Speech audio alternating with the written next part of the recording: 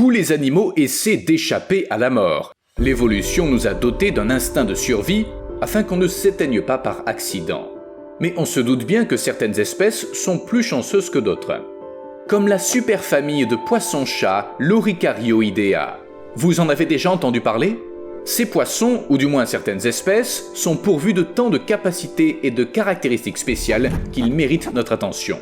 D'abord, ces poissons-chats possèdent une armure naturelle. Par exemple, les Ancistrus sont recouverts d'une solide armure et ils ont des épines autour de la tête.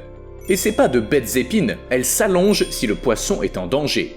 D'autres espèces sont encore plus intéressantes. Lorsqu'un poisson-chat est menacé par un poisson plus gros, il peut faire sortir les épines rétractables qui se trouvent en général sur ses flancs. Son corps en devient plus large, ce qui signifie qu'il sera plus difficile de l'avaler. Si le prédateur essaie quand même, les épines pointues lui entailleront la bouche. Et il pourra s'estimer heureux qu'il s'agit d'épines ordinaires, car certaines espèces de poissons-chats sont venimeuses. De plus, leur venin est si puissant qu'il peut tuer un humain. On estime que la moitié des espèces connues de poissons-chats, il y en a autour de 3000, sont venimeuses, mais ce talent leur sert uniquement de moyen de défense. Lorsqu'un poisson-chat actionne ses épines, la pression déchire la peau qui recouvre les glandes à venin. Le venin se répand et pénètre dans les blessures du prédateur, qui, comme vous vous en souvenez, avait déjà été blessé par les épines acérées. Mais revenons à l'armure que la nature a accordée aux poissons-chats. Toute la superfamille des Loricarioidea en est pourvue, mais je veux me concentrer sur certaines espèces. Le Corydoras à 3 bandes est un tout petit poisson dont la longueur ne dépasse pas 6,5 cm.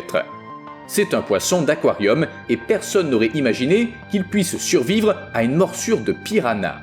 Pour le découvrir, les scientifiques ont dû confronter 2 poissons dans un même aquarium et observer leur réaction. Imaginez leur surprise en voyant le Corydoras être acculé, mordu 10 fois, puis se dégager et nager au loin l'air irrité. Il n'était pas blessé, ni même effrayé, simplement agacé. Tout autre poisson aurait perdu une partie de ses organes dès la première morsure. Le secret de l'incroyable résistance du Corydoras à 3 bandes réside précisément dans son armure, dont les écailles sont composées de collagène et de minéraux capables de résister à d'énormes pressions.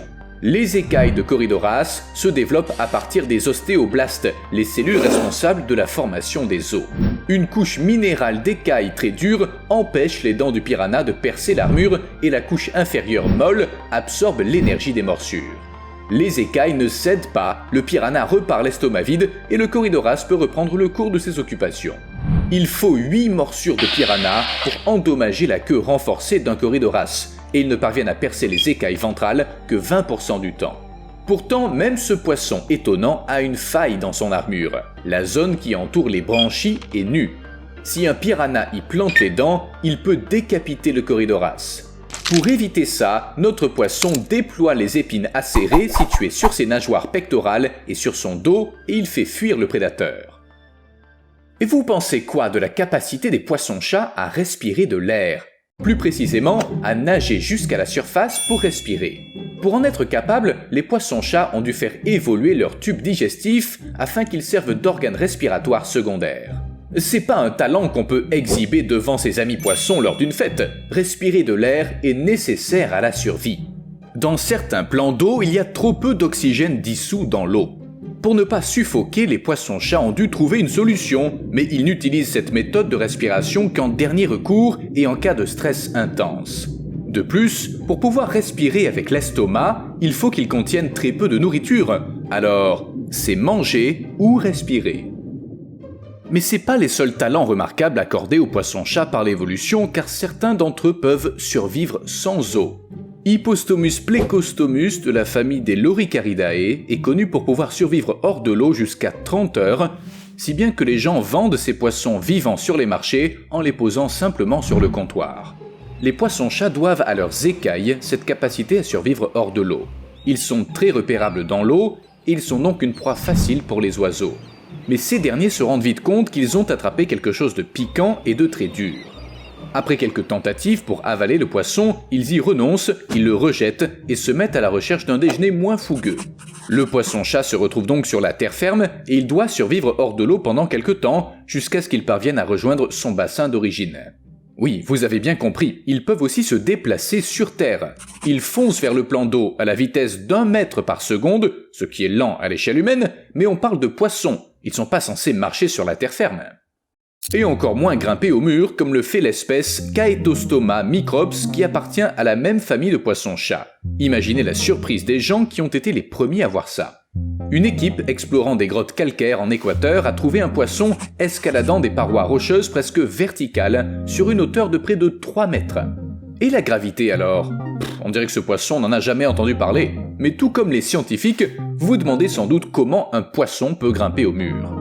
Il semble que la capacité de grimper soit le résultat d'une série de modifications apportées aux nageoires, à la peau et à la bouche du poisson-chat. Oui, il se sert de sa bouche pour grimper. Si on ajoute à ça une fine pellicule d'eau sur la paroi, on obtient un poisson grimpeur. À ce stade, j'avais envie de faire une blague du genre « C'est quoi la prochaine étape ? Des poissons qui mangent du bois ?»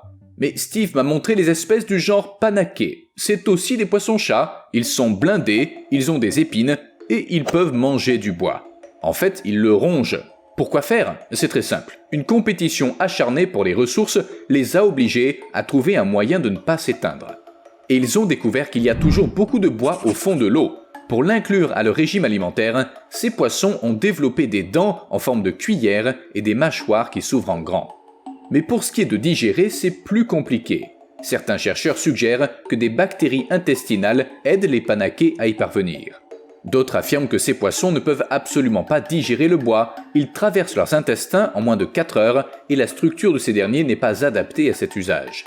Mais alors, quel est l'intérêt de manger du bois ? Les panakés mâcheraient du bois en décomposition afin d'ingérer la matière organique, les microbes et les sous-produits microbiens présents dans les espaces entre les fibres du bois. Le bois lui-même serait évacué comme un déchet. D'autres poissons-chats d'eau douce de la même famille sont si résistants qu'ils peuvent vivre en eau salée. Habituellement, dans de telles conditions, un poisson meurt rapidement de déshydratation. Ses reins sont conçus pour pomper l'eau hors du corps en permanence, tout en retenant les sels. Mais les poissons-chats n'ont que faire de tels détails. Ils se moquent aussi de savoir qu'ils sont des poissons et pas des taupes. En fait, quand on les a vus marcher sur la terre ferme, faire de l'escalade et manger du bois, il n'y a plus grand-chose qui puisse nous surprendre au sujet des poissons-chats. Hippostomus plecostomus, que j'ai déjà mentionné, est aussi connu pour creuser dans les berges des rivières, au point de causer de l'érosion et des effondrements. Mais d'autres poissons-chats aiment creuser pour des raisons très variées. Par exemple, pour échapper aux désagréables rayons du soleil et à la chaleur. Pour prendre soin de leur progéniture, ou pour se protéger des prédateurs lorsque les autres mécanismes de défense ne suffisent plus. Tout ça est assez excitant, sauf pour les animaux dont la maison risque de s'effondrer parce que les poissons-chats adorent creuser. Mais c'est pas le seul problème causé par cette famille de poissons-chats. Comme elles sont très douées pour la survie, les espèces de la superfamille des Loricarioidea deviennent facilement invasives. C'est logique, quand on est si doué pour s'adapter à tout et repousser les prédateurs, on est par définition plus cool que les autres. En outre, certaines personnes élèvent des poissons-chats comme animaux de compagnie dans des aquariums et elles les relâchent ensuite dans la nature. C'est ainsi par exemple que Hippostomus plecostomus est arrivé en Floride, au Texas et au Mexique. Des poissons-chats y ont été relâchés exprès afin de lutter contre les algues.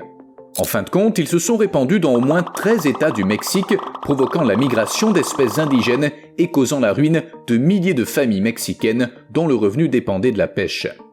Au Mexique, Hippostomus plecostomus n'est pas très apprécié, et il a même reçu le surnom de poisson du diable. Pour se débarrasser de cette espèce invasive, on pourrait essayer de manger du poisson-chat plus souvent, mais les locaux trouvent ce poisson laid, bizarre et toxique. Alors ça n'avance pas vite. Mais le problème le plus étrange dont sont responsables ces poissons invasifs concerne les lamantins. Les poissons-chats s'accrochent à eux. Il peut y en avoir 20, 30 et même 40 sur un malheureux lamantin. Ça donne la chair de poule. C'est comme si les poissons-chats allaient les déchiqueter. Mais pas du tout. Ils ne s'intéressent ni au sang ni à la chair des lamantins. Ils se nourrissent simplement des algues qui poussent sur leur peau. Ils ne causent donc aucune blessure, mais imaginez 40 bestioles de la taille d'un chat s'accrochant à vous. Ça doit être pénible. Les lamantins sont du même avis. Pour tenter de se débarrasser des poissons-chats, ils bougent plus et ainsi brûlent plus de calories. Ce qui est très mauvais pour eux. En effet, en hiver, pour échapper au froid et trouver de la nourriture, les lamantins nagent vers les eaux de la Floride qui regorgent de poissons-chats. Mais au lieu de vacances reposantes, les Lamantins se retrouvent avec une bande de poissons agaçants dont ils ne peuvent plus se débarrasser. En conséquence, ils perdent du poids et ils quittent les eaux chaudes beaucoup plus tôt qu'ils ne sont censés le faire. En fin de compte, ces animaux, fatigués et ayant perdu du poids, retrouvent les eaux froides. Et vous imaginez la suite, ils tombent malades et meurent. L'évolution a donné aux poissons-chats les moyens de survivre dans n'importe quelle condition, et ils ont tout gâché. Enfin, Dame Nature a un curieux sens de l'humour. À plus.